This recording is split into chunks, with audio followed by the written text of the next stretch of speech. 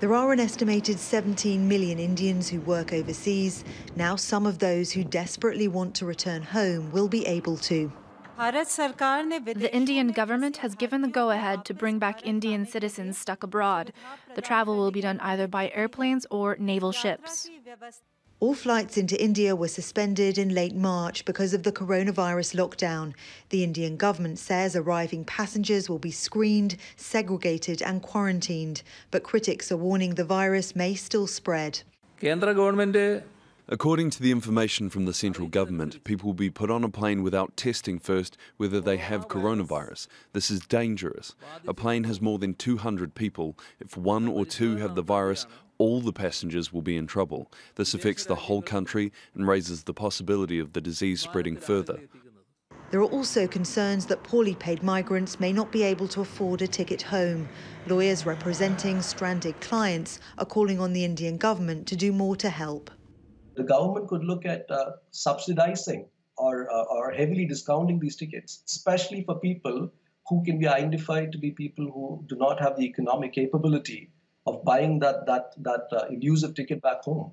It's estimated there are up to 1 million Indians waiting to go home in what will be one of the world's largest international repatriation missions. Victoria Gatenby, Al Jazeera. Let's speak now to Devi Rupa Mitra. She's the diplomatic editor for The Wire and joins me live from New Delhi via Skype. Good to have you with us live on the programme, Ms Mitra. Now, this is an important logistically and politically for the Indian government. They cannot get this wrong, considering all of the issues that were raised when the lockdown was announced and the social chaos that ensued.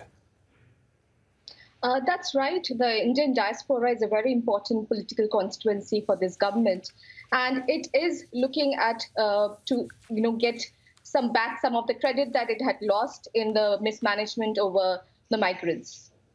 Of course, the Chief Minister of Kerala is voicing early concern that the infrastructure and the facilities are perhaps not ready. Are his concerns reflected across India with other state leaders or politicians? What are they saying? So far, the Kerala Chief Minister has been the most vocal about this. We haven't heard that much from other state governments. But this is an issue that had been discussed during the preparations within the ministry, within the government, in leading up to the announcement of the repatriation flights. There have been, if you remember, India had evacuated a lot of around 2,400 people before the lockdown from Italy, Japan, Iran, and other countries. At that time, it had sent Indian medical teams to those countries to do these RT-PCR tests. But even after finding that those people were negative, when these Indians were brought back to India and they were in quarantine, many of them tested positive. So it was basically a risk, calculated risk that the government has taken in bringing back these repatriated Indians without doing any screening. In terms of what's happened since the lockdown to testing and screening, what's your impression about how the Indian government have tried to really get a hold of the problem that India is facing? It had a huge jump in figures on Tuesday. That's right. There have been about 3,900 new cases that have been reported over the last 24 hours. The Indian government has said that this is because the state governments have not reported the numbers for the COVID positive cases in a timely manner. Therefore, it basically means, the reason these repatriation flights have to be done in a timely and in the clockwork fashion is basically the government needs to show that it basically can do enough for the Indians, nationals who have been stranded abroad and who have been basically petitioning the Indian government again and again. If you look at the Twitter accounts of all the Indian missions and the Facebook accounts, they have been flooded by these Indians who have been saying that they, while other countries have been bringing their citizens back, why aren't you bringing us back now? So this is basically a time for them to redeem themselves. Indeed, it is all about the public relations message, isn't it? On one side, you have the Indian government now working to get all of these hundreds of thousands of people back to India via air or via sea.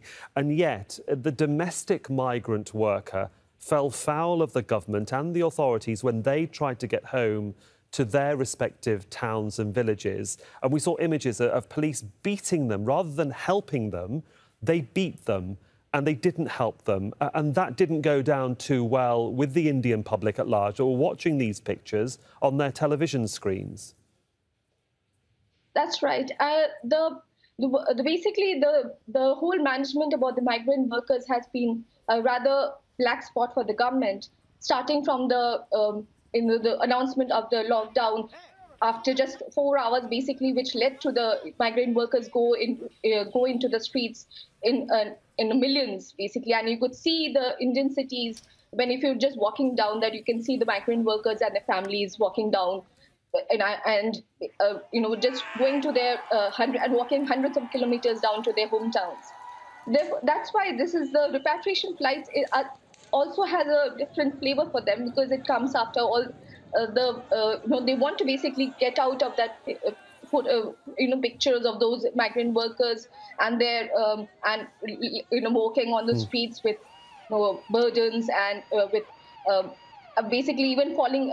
Many of them have also died because of walking hundreds of kilometers or cycling down to their hometowns. And of course, if I can just interrupt you just very quickly for a final question, because only 24 hours ago we were reporting of the images we saw from Surat in Gujarat. It's a state in the west of the country for our international viewers. There, migrant workers, who'd been promised food, shelter and, again, tickets to get back home, were left stranded. They were getting angry. And there is this real concern, and most probably the Kerala State Minister is voicing that initial concern, that we need to make sure that the authorities that have, from New Delhi, that have taken control of this situation really have taken control of this situation before it gets out of hand. Because we're not talking a few hundred migrants here, we're talking thousands coming back to India. That's right, because most of these migrant work, all these workers will be coming back. Workers, students, tourists stranded abroad will be basically quarantined, will be tested and screened only in India and quarantined by the state governments. So the state governments have basically a huge responsibility in this whole matter. And they are the ones, they're the frontline workers, the warriors basically for fighting COVID-19. And naturally, they would be worried that basically this would lead to a surge in numbers in their states. Well, for the moment, we'll leave it there. Devi Rupa Mitra, thanks very much for joining us. Diplomatic editor there for The Wire from New Delhi. Thank you.